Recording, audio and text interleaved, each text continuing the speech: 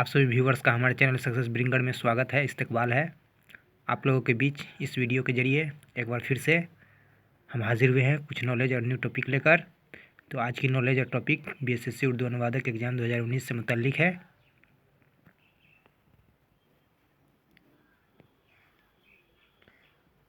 और इस वीडियो में उर्दू से हिंदी और हिंदी से उर्दू, उर्दू से अंग्रेजी, अंग्रेजी से उर्दू, हिंदी से अंग्रेजी और अंग्रेजी से हिंदी में ट्रांसलेशन व तर्जुमा करने के स्किल्स को डेवलप करने की कोशिश की गई है। और साथ ही इम्पोर्टेंट उर्दू, हिंदी और अंग्रेजी के अल्फाज को भी इंक्लूड किया गया है ताकि आप लोग बेहतर और आसान तरीके से ट्रांसलेशन और तर्जुमा के कॉन्सेप्ट को सीख सके और समझ सके। तो चलिए शुरू करते हैं आज का सेशन। उर्दू से हिंदी, हिंदी से उर्दू, उर्दू से अंग्रेजी, अंग्रेजी से उर्दू, हिंदी से अंग्रेजी, अंग्रेजी से हिंदी में तर्जुमा करने से पहले ट्रांसलेशन से रिलेटेड कुछ इम्पोर्टेंट वर्ड्स को देखते हैं।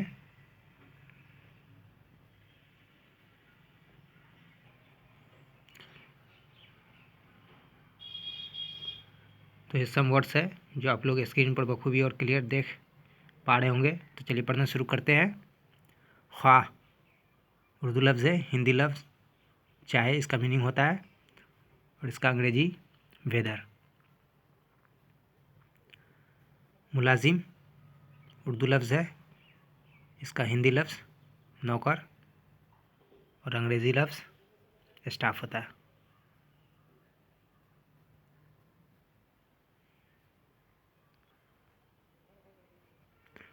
मुलाजमत इसका हिंदी मीनिंग नौकरी और अंग्रेजी मीनिंग जॉब होता है। आइन इसका हिंदी मीनिंग संविधान और अंग्रेजी मीनिंग कॉन्स्टिट्यूशन। बराबर उर्दू लफ्ज़ है और हिंदी मीनिंग समान और अंग्रेजी में इसका मीनिंग होता है इक्वल। दफ्तर हिंदी मीनिंग कार्यालय और इंग्लिश मीनिंग ऑफिस। मकसद उर्दू लफ्ज़ है, हिंदी मीनिंग लक्ष्य होता है और अंग्रेजी मीनिंग टारगेट या गोल होता है। मुआशरा उर्दू लफ्ज़ है, इसका हिंदी मीनिंग समाज और अंग्रेजी मीनिंग सोसाइटी। तो दोस्तों ये थे कुछ उर्दू, हिंदी, अंग्रेजी के सम वर्ड्स जो ट्रांसलेशन बनाने से पहले इसकी जानकारी बहुत ही ज़रूरी है, नेसेसरी है ट्रांसलेशन को आसान करने में। तो एक साथ आप लोग देख सकते हैं जो हमने एक पेज में समेटने की कोशिश की है इन उर्दू, हिंदी, अंग्रेजी लफ्ज़ को, अल्फाज को। तो आप इस तरह क्लियर और अच्छे से देख पा रहे होंगे, देख सकते हैं। तो इन वर्ड्स को समझने और देखने के बाद बढ़ते हैं आगे और उस सेंटेंस को देखते हैं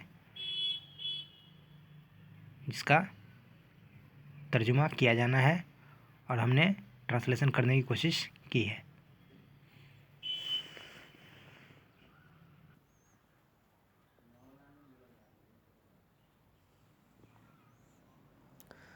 तो दोस्तों हिंदी में सेंटेंस है, वाक्य है। तो पढ़ना शुरू करते हैं। हर इंसान में समाज के लिए उपयोगी बनने की चाहत होती है और कार्य करने से उसकी चाहत पूरी होती है और उसे जीने का एक लक्ष्य भी मिलता है। तो ये आप लोगों ने पढ़ा और समझा। इसका उर्दू तर्जुमा किस तरह से किया जाएगा तो हमने करने की कोशिश की है। तो चलिए पढ़ते हैं। हर शख्स फितरी तौर पर अपने मुआशरे का एक कामयाब रुकन बनना चाहता है और काम करने से इसकी ख्वाहिश पूरी होती है और उसे जीने का एक मकसद भी मिलता है। तो ये उर्दू में तर्जुमा करने के बाद हम आगे बढ़ेंगे और देखेंगे कि किस तरह से अंग्रेजी में तर्जुमा किया गया है।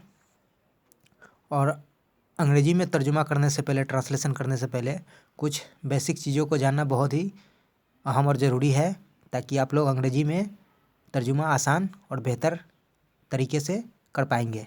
तो हम यह बताने की कोशिश करेंगे जिस तरह हिंदी से अंग्रेजी और उर्दू से अंग्रेजी में किस तरह से किया गया है यह तर्जुमा और ट्रांसलेशन, कुछ बेसिक चीज़ों को जानेंगे इस वीडियो में, तब आगे बढ़ेंगे। तो बेसिक चीज़ें हैं कि सबसे पहले हिंदी और उर्दू में जो जुमला और वाक्य है उसे पहचानने की कोशिश करें और समझने की कोशिश करें कि वह किस टेंस का फॉर्म है और किस फॉर्म को इंडिकेट कर रहा है।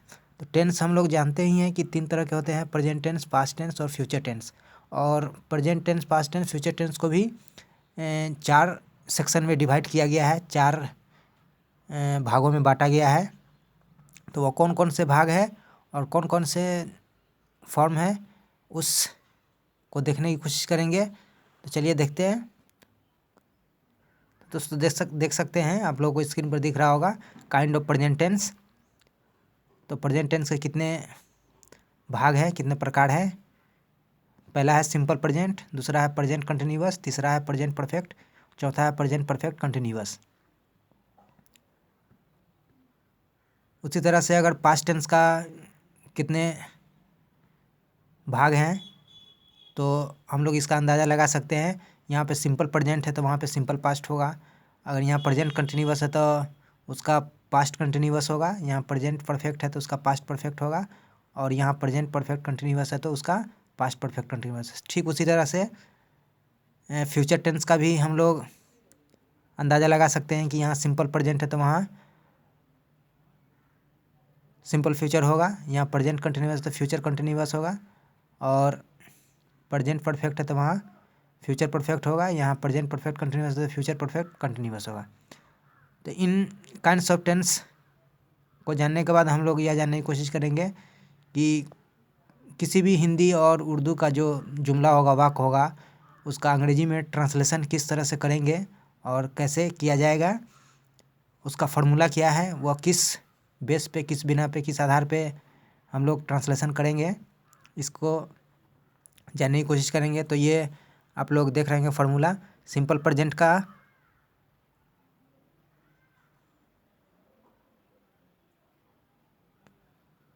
Subject plus is am are plus V1,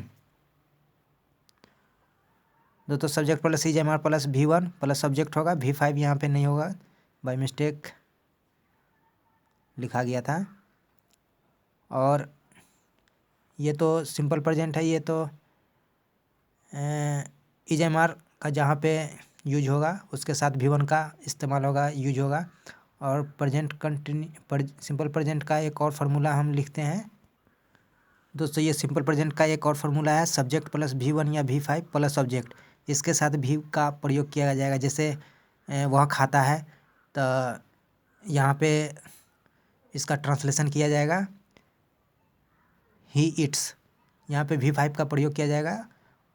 और मैं जाता हूँ, अगर इस तरह का सेंटेंस होगा तो इसमें मैं के साथ V1 का यूज होता है आई के साथ, तो यहाँ पे आई गो इसका ट्रांसलेशन किया जाएगा। तो इस तरह से सिंपल प्रेजेंट का फॉर्मूला होता है subject plus V1 V5 plus subject. और जहाँ पे इज एम आर का अगर यूज होगा वहाँ पे इज एम आर के साथ V1 का हमेशा यूज किया जाता है। और यहाँ दूसरा देख लेते हैं प्रेजेंट कंटिन्यूअस। प्रेजेंट कंटिन्यूअस में subject plus is am are plus V4 plus subject. और तीसरा प्रेजेंट परफेक्ट में इसका सब्जेक्ट प्लस हैज है प्लस V3 प्लस सब्जेक्ट। इसे यहाँ वर्ब का तीसरा रूप का इस्तेमाल यूज किया जाता है। और चौथा है प्रेजेंट परफेक्ट कंटिन्यूअस, यहाँ पे सब्जेक्ट प्लस हैज है plus been plus V4 plus subject का इस्तेमाल किया जाता है। तो दोस्तों आप लोगों ने देखा और समझा ये टेंस का कुछ बेसिक जानकारी हमने शॉर्ट में आप लोगों को समझाने की कोशिश की है ताकि आप लोग कुछ बेसिक चीज़ें जान सके। ऐसे तो ग्रामर, उर्दू ग्रामर, अंग्रेजी ग्रामर और हिंदी ग्रामर में पढ़ने के लिए बहुत सारी चीज़ें हैं। आप लोग जितना पढ़ेंगे उतनी जानकारी और नॉलेज गेन होगा, लेकिन ये हमने बेसिक बताने की कोशिश की है ताकि आप लोग कुछ ट्रांसलेशन की चीज़ों को समझ सके और ट्रांसलेशन के फंडामेंटल को समझ सके और उसके बेसिक चीज़ों को समझ सकें। तो हम उम्मीद करते हैं कि आप लोगों को कुछ जानकारी और नॉलेज गेन हुआ होगा, आप लोगों को समझने में मदद मिली होगी। तो बढ़ते हैं और उस सेंटेंस को देखते हैं और उसका ट्रांसलेशन करने की कोशिश करते हैं इस फॉर्मूला के बिना पे, इसके बेस पे। दोस्तों जो स्क्रीन पर आप लोग सेंटेंस देख रहे हैं, हिंदी में है, उर्दू में है, तो हमने हिंदी को पहले पढ़ते हैं और इसका ट्रांसलेशन करने की कोशिश करते हैं। तो हर इंसान में समाज के लिए उपयोगी बनने की चाहत होती है। तो सबसे पहले यहाँ से लेकर यहाँ तक के लाइन का ट्रांसलेशन हम करेंगे और करने की कोशिश करेंगे। तो देखते हैं। तो यहाँ पहले इस पंक्ति और इस लाइन को पहले पहचाने कि किस फॉर्म में है, या टेंस के किस फॉर्म को इंडिकेट कर रहा है। तो ये जो सेंटेंस है प्रेजेंट परफेक्ट को तो इंडिकेट नहीं कर रहा है, क्योंकि प्रेजेंट परफेक्ट का जो वाक्य होता है, लाइन होता है, और उसे पहचानने का जो ट्रिक है वो हमेशा इस तरह का होगा कि मैं खा चुका हूँ, वह खा चुका है, वह आ चुका है, वह जा चुका है। जैसे मैंने खाया है, उसने खाया है। इस तरह का जो लाइन होती है, पंक्ति होती है, तो वो प्रेजेंट परफेक्ट को इंडिकेट करता है। लेकिन यहाँ पे उस तरह की बातें नहीं है। हैज हैव का इस्तेमाल करने के लिए कुछ उदाहरण के एग्जाम्पल के तौर पे देख सकते हैं। जैसे यहाँ पे इस्तेमाल किया जाएगा हैज हैव का, तो यूज होगा। लेकिन यहाँ हम लोग कभी इस तरह का लाइन को देखते हैं, पढ़ते हैं। जैसे मेरे पास एक गाड़ी है, मैं वह गाड़ी खरीदने की इच्छा रखता हूँ, वह उस चीज़ को पाने की चाहत रखता है। उसके पास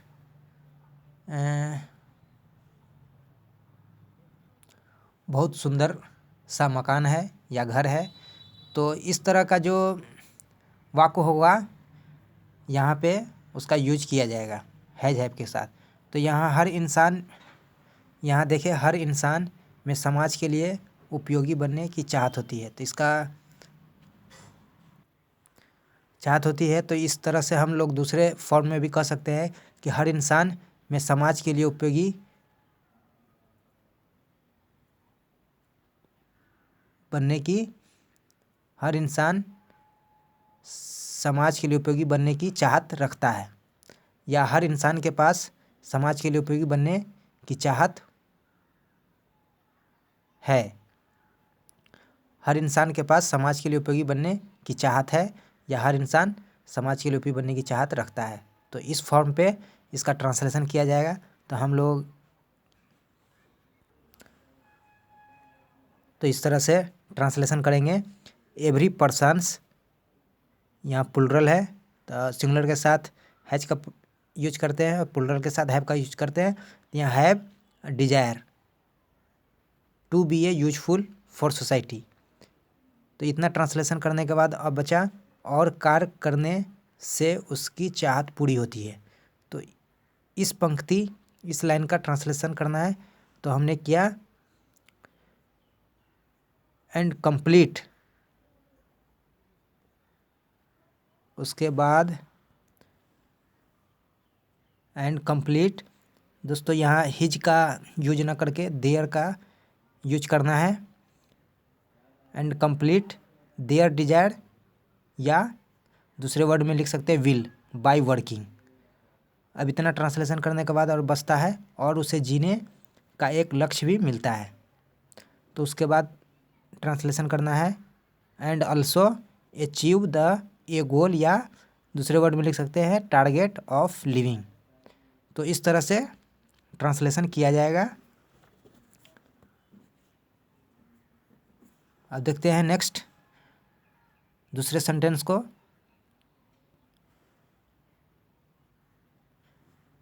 दोस्तों दूसरा सेंटेंस आप लोगों के सामने है। एक कर्मचारी की हैसियत से उसकी ईमानदारी का सम्मान किया जाता है और प्रायः उसे ही बड़ा दायित्व सौंपा जाता है। तो इसका उर्दू तर्जुमा होगा, एक दयानतदार शख्स काबिल कद्र मुलाजिम होता है और अक्सर उसे ही बड़ी जिम्मेदारी सौंपी जाती है। तो ये उर्दू का ट्रांसलेशन तर्जुमा करने के बाद अब बचता है अंग्रेजी में तर्जुमा। तो अंग्रेजी में तर्जुमा इस तरह से हमने करने की कोशिश की है। पहले एक कर्मचारी की हैसियत से उसकी ईमानदारी का सम्मान किया जाता है। तो यहाँ से लेकर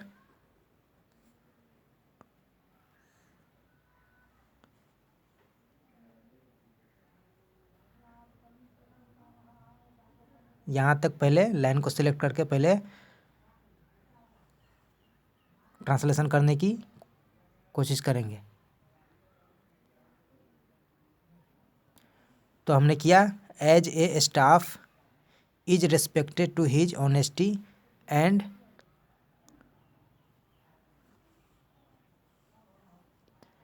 उसके बाद और पढ़ाए उसे ही बड़ा दायित्व सौंपा जाता। तो उसके बाद and almost two handed over a big responsibilities him.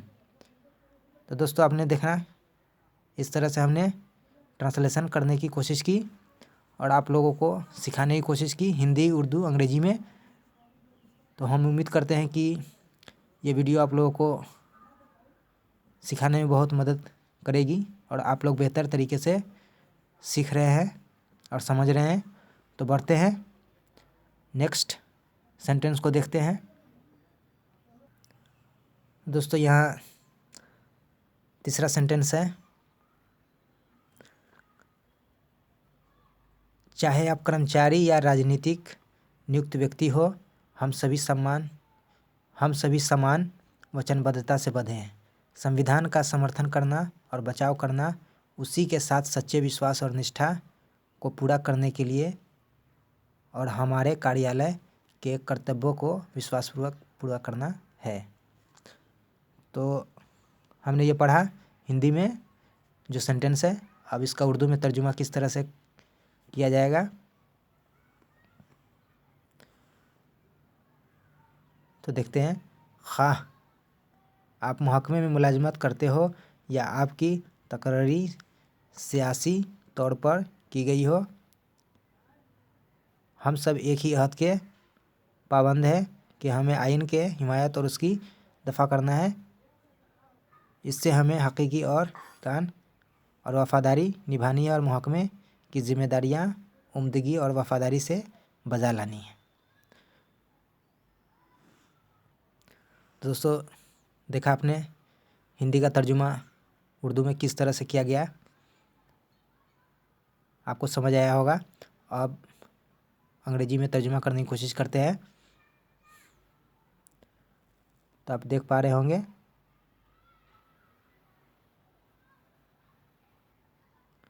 तो सबसे पहले पंक्ति को सिलेक्ट करते हैं कि कहाँ तक का सबसे पहले ट्रांसलेशन करेंगे।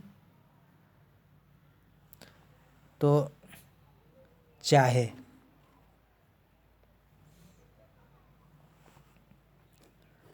आप कर्मचारी या राजनीतिक नियुक्त व्यक्ति हो, सबसे पहले यहाँ से लेकर यहाँ तक का ट्रांसलेशन करेंगे। तो देखते हैं क्या है, चाहे आप कर्मचारी या राजनीतिक नियुक्त व्यक्ति हो। तो यहाँ पर अंग्रेजी में ट्रांसलेशन हमने किया, whether you are appointed person as a staff और पॉलिटिकल। उसके बाद हम सभी समान वचनबद्धता से बंधे हैं। यहाँ से लेकर यहाँ तक उसके बाद ट्रांसलेशन करेंगे। तो हमने किया, we are bounded by equal commitment.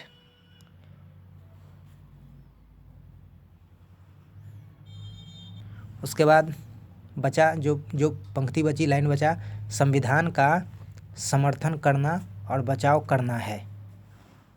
तो इसका ट्रांसलेशन इस तरह से किया गया, टू सपोर्ट द कॉन्स्टिट्यूशन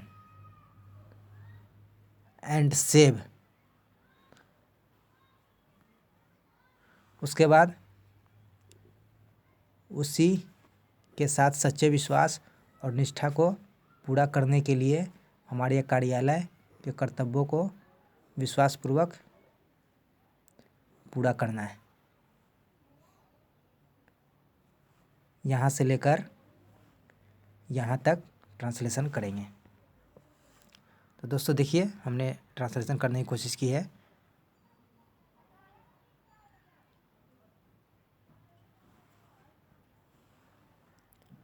तो यह ट्रांसलेशन इस तरह से करना है, to complete the responsibilities of our office by trustly and there with honesty and true faith.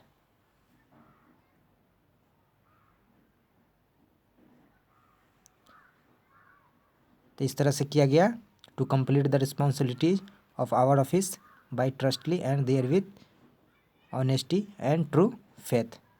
तो दोस्तों आपने देखा कि किस तरह से उर्दू, हिंदी और अंग्रेजी में ट्रांसलेशन किया गया, और हमने आप लोगों को बताने की कोशिश की और सिखाने की कोशिश की